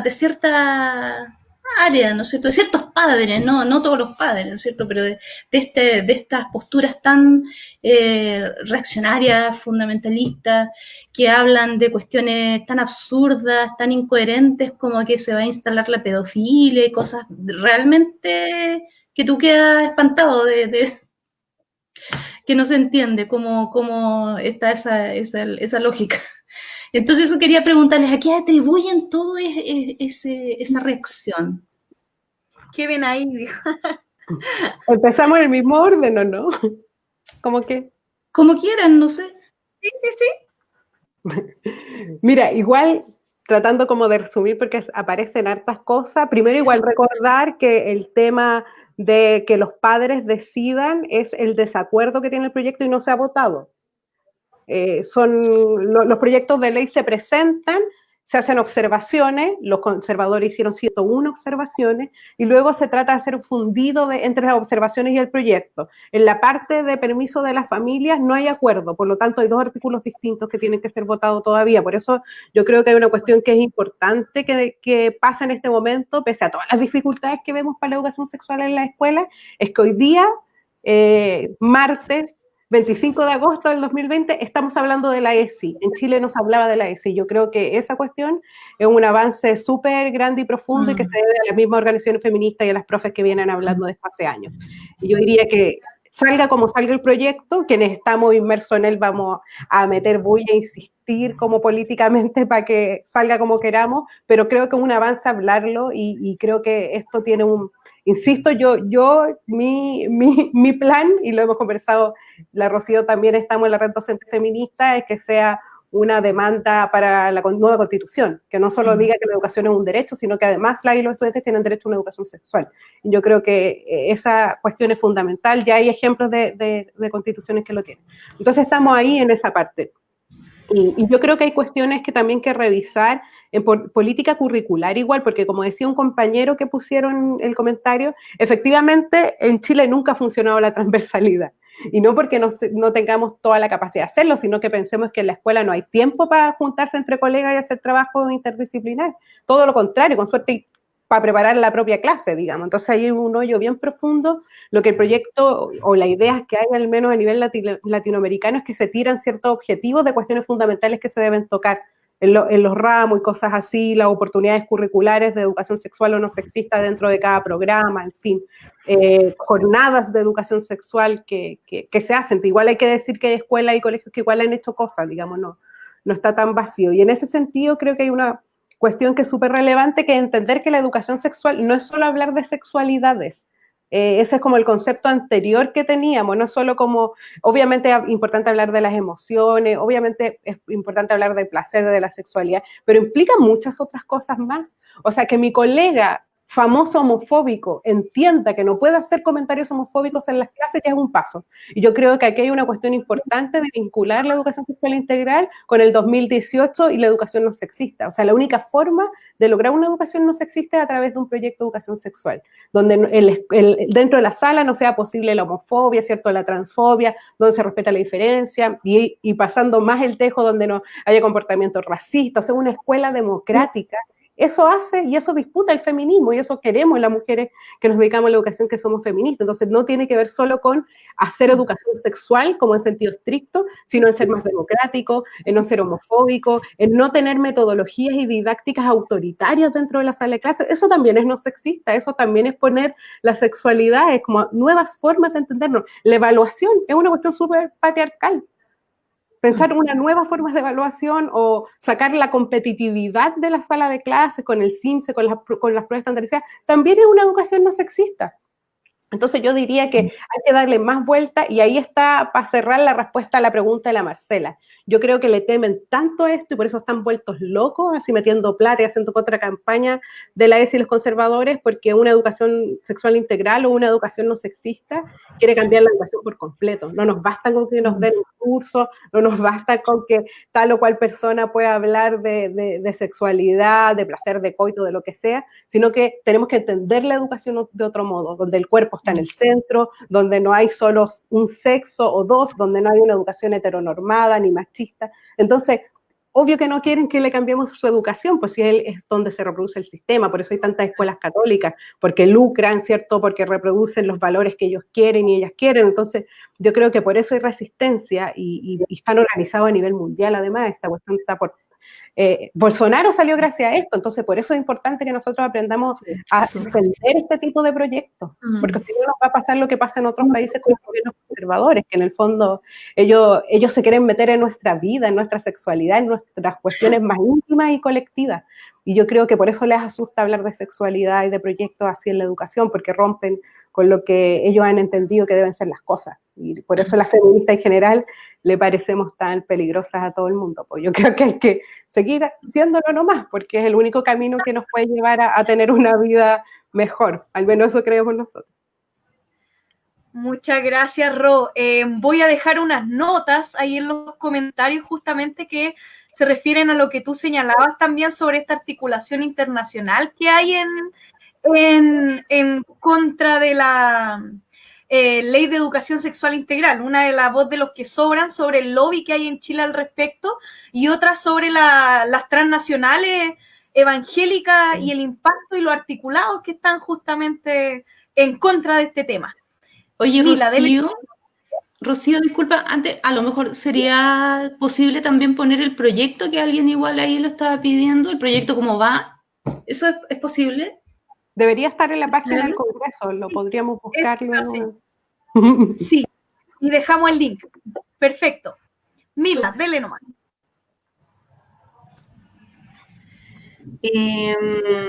Lo que plantearon ustedes igual es como tanto que no sé muy bien como qué contestar.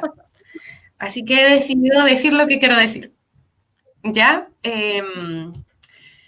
Para las personas que me han podido escuchar en otras circunstancias, mi trip es la autoestima.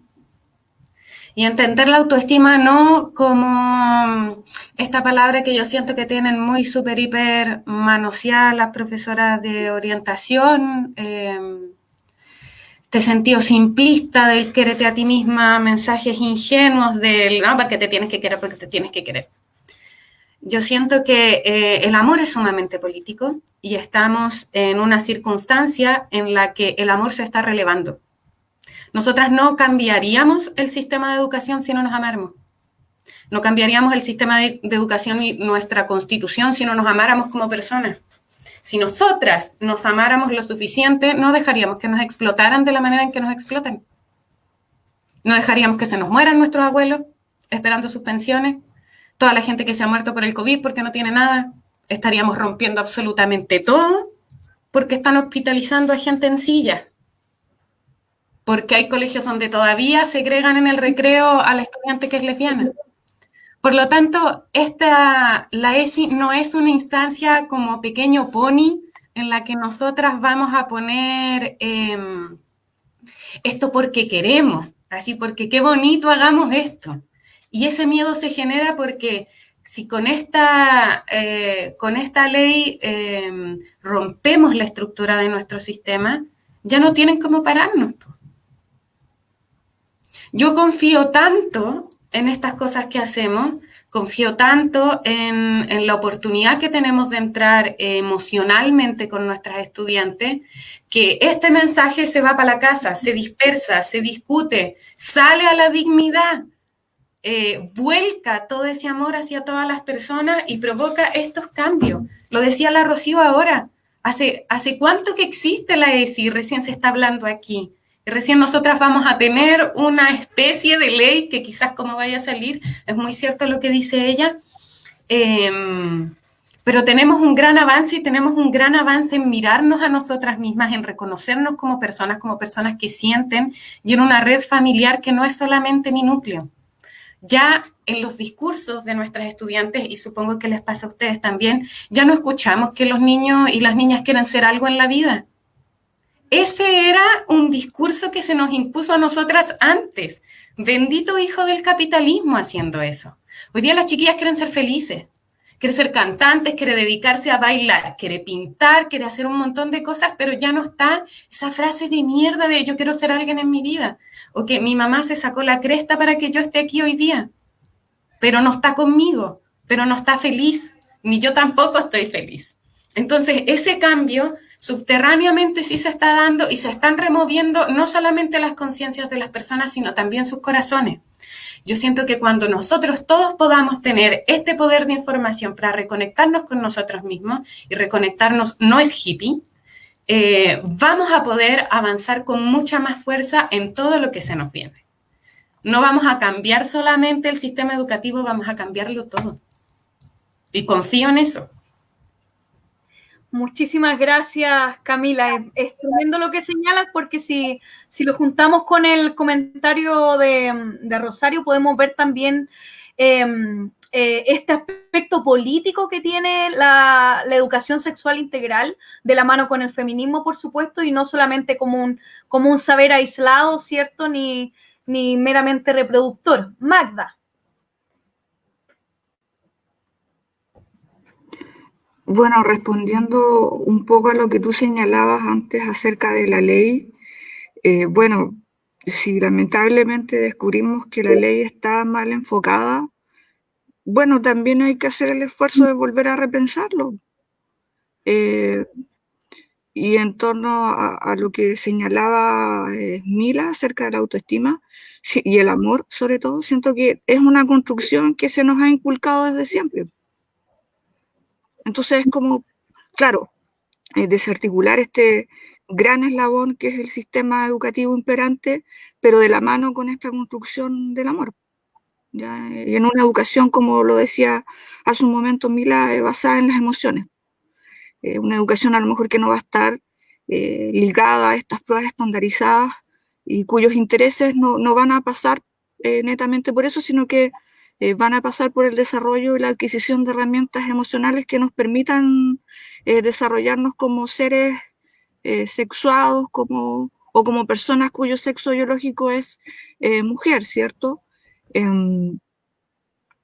Y cuyas construcciones culturales no necesariamente van a coincidir con esta biología ya innata, ojo, y eso va a ser igual de válido. Ya refiriéndome al comentario que señalaba recién Mila, claro, que la estudiante que es lesbiana todavía es marginada, y es sorprendentemente marginada, y llega a dar vergüenza ajena en ese aspecto, porque con toda la modernidad, ¿cierto?, que el neoliberalismo y el sistema, ¿cierto?, de mercado que tenemos, que nos ofrece, ¿cierto?, no podemos entender que todavía se margina a una estudiante, ¿cierto?, que es lesbiana, ¿ya?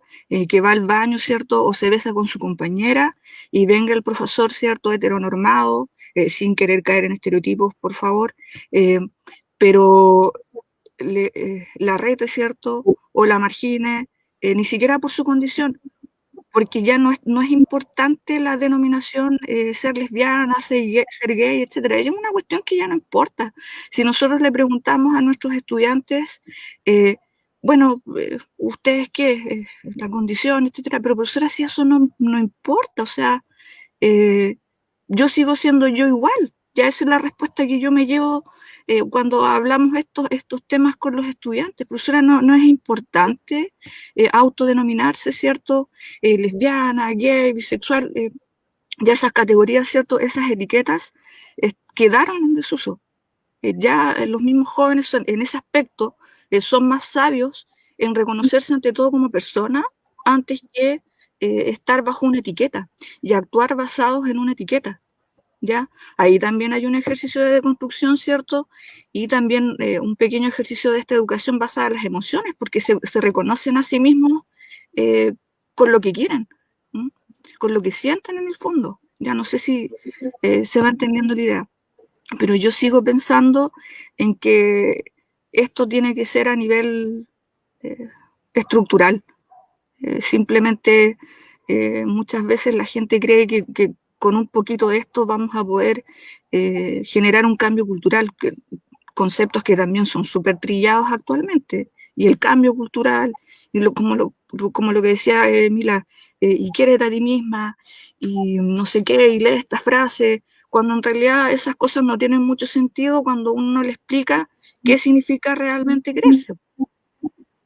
¿Por qué pasa esto? Pasa por un cambio cultural, pasa por una visión del amor romántico muy arraigada en la sociedad, ya donde te dicen, enamórate, no sé, de un hombre, ya cásate, ten un hijo, etcétera, sé bonita para este hombre, sé servicial, ¿cierto?, para este hombre, pero el amor, el real amor propio está ahí, pues, invisibilizado, cómo se quiere una persona a sí misma. ¿Qué es lo que tiene que hacer para quererse a sí misma? ¿Ya? Y eliminar un poco de, tú puedes querer a quien tú quieras, ¿ya? Siempre y cuando, ¿cierto? Tú conozcas a la persona, te conozcas a ti misma de verdad, conozcas tus límites, conozcas lo que te gusta, lo que no te gusta, ¿cierto? Pero no todas las personas ni todos los padres van a tener esas herramientas para poder decirle a ese estudiante, hija, quiérase bajo estas condiciones, ¿cierto? Esto es lo otro. Entonces, ¿qué hacemos con esos padres y apoderados, ¿cierto? Que a veces se creen dueños de la verdad, ¿ya? Creo que todos hemos tenido la experiencia de tratar con apoderados, ¿cierto? Dueños de la verdad en el fondo, fundamentalistas, de que es mi hijo o es mi hija y yo sé lo que es bueno para ellos, para ellas, ¿cierto? Pero en el fondo también hay que capacitarlos a ellos, ya en esa educación amorosa, no sé. Eso. Buenísimo, Magda. Bueno, no queremos abusar más de su tiempo, así que vamos a pedirle unas palabras al cierre y a la vez rescatar algunas preguntas que nos quedaron por ahí para si alguna las puede tomar en este cierre. Marce, ¿tienes algún comentario o quieres rescatar algo tú? Hay algunas preguntas, bueno, en lo concreto, aquí preguntan acerca bueno, en qué se encuentra en este momento el proyecto, en qué está, en qué fase está. Si nos pudiera a lo mejor Rosario contar eso y también preguntan por si existe avances en la articulación con las y los estudiantes. También eso es súper importante escuchar a los Y otra cosa que se repite bastante y han preguntado mucho, tanto a Camila en particular como en general, es sobre instancias de formación docente sobre ESI. ¿Dónde formarse en el fondo sobre estas temáticas? Eso es como bien importante de comentar y también, bueno, pedirle a ustedes las palabras al cierre y los que les gustaría enfatizar también, pues creo que se han dicho hartas cosas importantes en el espacio y sin duda es provechoso para todas y todos quienes nos están escuchando, así que la escuchamos ya al cierre, colegas. ¿Ro? Te voy a desmutear. Ahora sí, cortito los temas y a pasar algunos avisos. La semana pasada el proyecto está en la Comisión de Educación y se lo alcanzaron a votar solo 2 artículos. El 31 de agosto vuelve a ponerse en sala para seguir votando los otros artículos.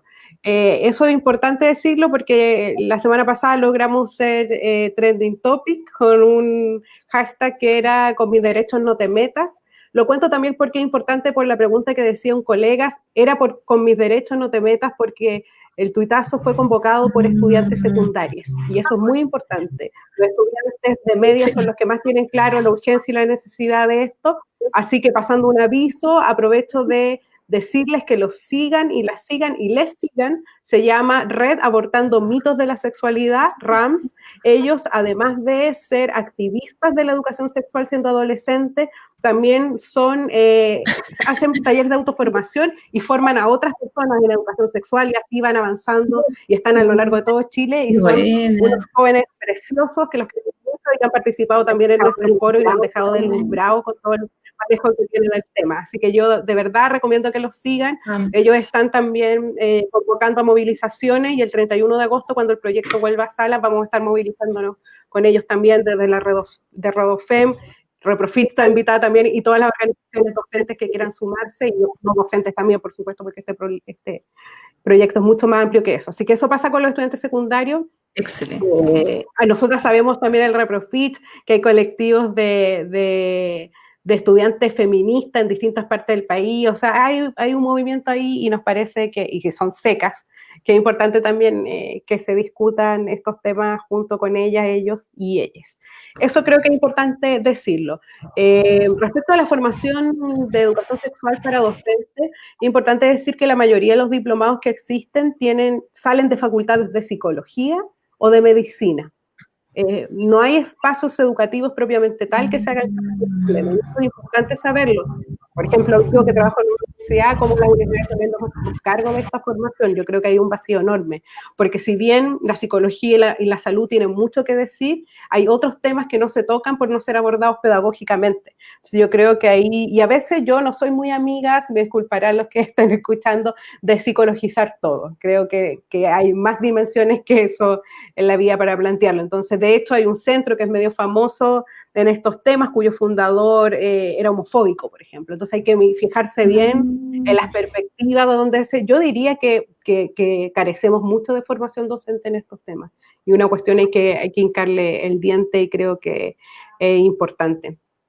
Y por último, creo que en estos procesos es súper importante la autoformación, así lo hemos hecho todas, obviamente con cosas académicas entre medio, pero en verdad son temas que uno va buscando, que uno de hecho llegó primero porque le hizo sentido, porque tuvo como un pálpito que le dijo que esto era importante. Ninguna de nosotras nace con una conciencia ni feminista ni abordar estos temas, uno se hace consciente, y yo creo que en eso sí nos podemos apoyar entre todas, todos y todas. De hecho, en la misma Red FEM nos puso información, como hemos entendido, y en la Reprofit también en el laboratorio, es que es fundamental para que los profes podamos tratar otros temas, que nos apoyemos, y que lo que uno sabe lo pueda transmitir a otro, y que lo vamos conversando, contando las experiencias, como lo hacía Mila y Magdalena también. Yo creo que esas cuestiones son fundamentales mientras no logremos estas cosas más formales, porque obviamente si salga el proyecto nuevo como salga, nosotros no podemos bajar estas banderas, y eso tiene que ver mucho con la autoformación, con abrir estos espacios.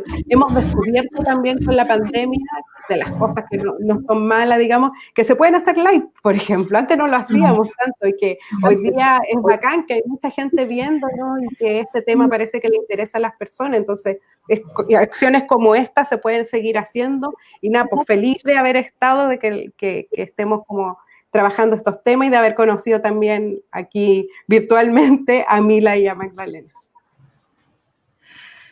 Buenísimo, Ro. Te preguntan también si las orientaciones del Mineduc son confiables.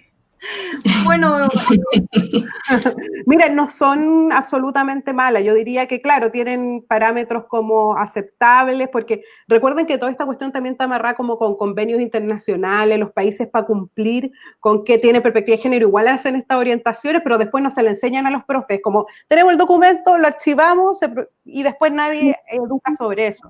Y eso es importante porque, por ejemplo, en la evaluación docente le preguntan a los docentes, en una de las preguntas de la entrevista le han preguntado por educación con perspectiva de género, patudamente los evalúan con eso, pero nadie los educa sobre eso. Entonces yo creo que, por atención, yo diría que no son malas orientaciones, pero que se pueden profundizar absolutamente igual. muchísimas gracias, Ro. Mila. Ya. Me van a querer matar, pero se me olvidó lo que tenía que decir. Palabras y lo que consultaban harto era con respecto a formación. Exactamente. Lo de la formación. Ya.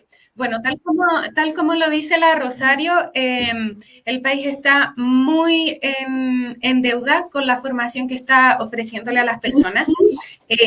Y fíjense que... ¿Se me escuchan bien? ¿Sí? Ya. Fíjense que el lugar donde yo llegué como a validar, y que agradezco mucho que me hayan validado, porque antes de eso yo era un piojo resucitado hablando de sexualidades, es la Facultad de Medicina de la USACH, que empezó un programa con una profesora médica maravillosa, que empezó a hacer la prueba de diplomar profesores o personas que trabajaran en el área de la educación para instaurar educación sexual e integral dentro de sus escuelas, ¿ya? Es una especie de piloto que se desprende del magíster de sexualidades que tiene la Facultad de Medicina de la USACH. Yo entiendo que por ahí la Chile tiene algo relacionado, pero que no me entiendo, ¿ya? Ahora, esta parte quizás no le va a gustar a algunas personas que aman mucho la institución, pero mi formación yo se la debo a un montón de mujeres feministas, lesbianas y aborteras. Cuando yo me empecé a formar, mi primera formación en las sexualidades fue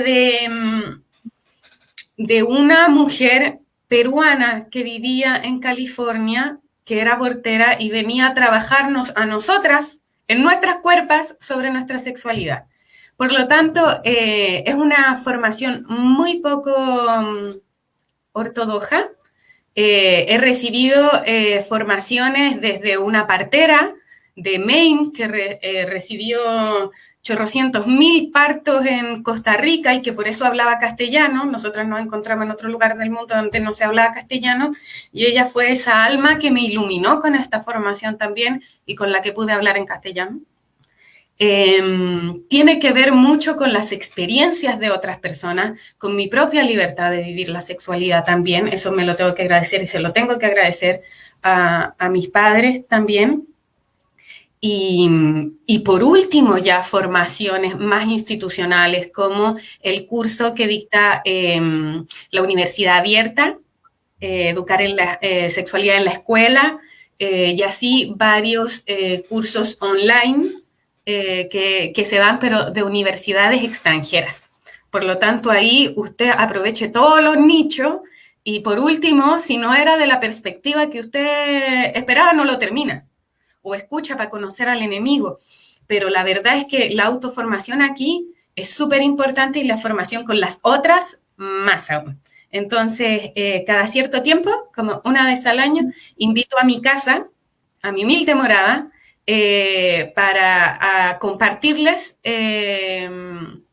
como una especie de educación menstrual para profesores, porque esa es una de las urgencias que solemos tener, sobre todo que yo trabajo en una escuela básica y tenemos personas menstruando a edades muy, muy tempranas y no tenemos un lenguaje apropiado para hablarlo con todas las niñas. ¿Sí? Entonces, si en algún momento ustedes quieren compartir experiencias sobre la educación menstrual, pueden venir a mi casa y lo podemos conversar. Y así formarnos en todas las perspectivas. Buenísimo, Mila. Muchísimas gracias. Magda.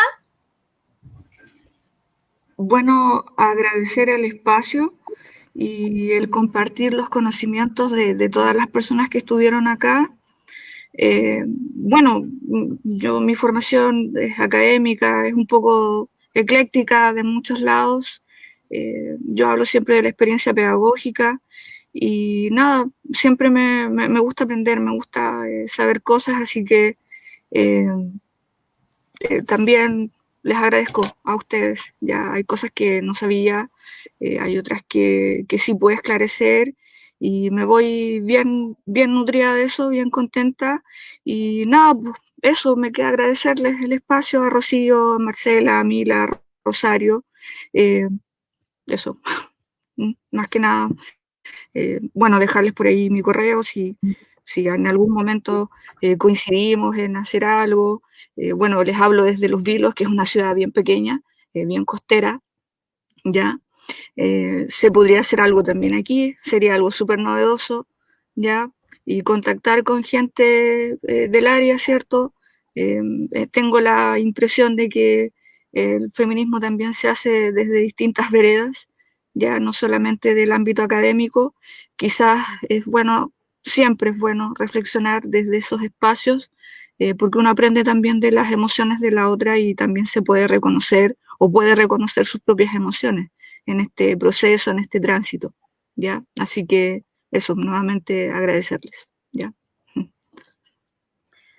Muchísimas gracias, Magda, a ti, a Rosario, a Mila, que aceptaron de inmediato esta invitación de esta ocurrencia que se nos vino. Así que le agradezco en realidad la disposición de prestarse a compartir y a conversar y a dialogar, a poner a prueba lo que hacen, lo que han aprendido, lo que saben, que creemos que es muy valioso.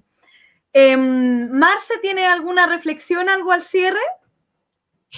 No, solamente también agradecer, me quedo igual muy contenta de conocerlas, esta pandemia que nos ha permitido conocer a personas tan especiales, tan ricas, con tanta riqueza, con tantas miradas tan profundas, tan amplias sobre la realidad. Me maravilla y me alegra y me emociona mucho. Y les agradezco mucho, mucho su tiempo, porque igual estamos como con muchos Zoom y muchas clases y cosas y darse el tiempo de estar, ¿no es cierto?, 1 hora y media, 2 horas conversando es un regalo para nosotros, para la Reprofich, para mí es un regalo. Muchas gracias. Ro, tú querías pasar un aviso antes de que se te había quedado en el hilo.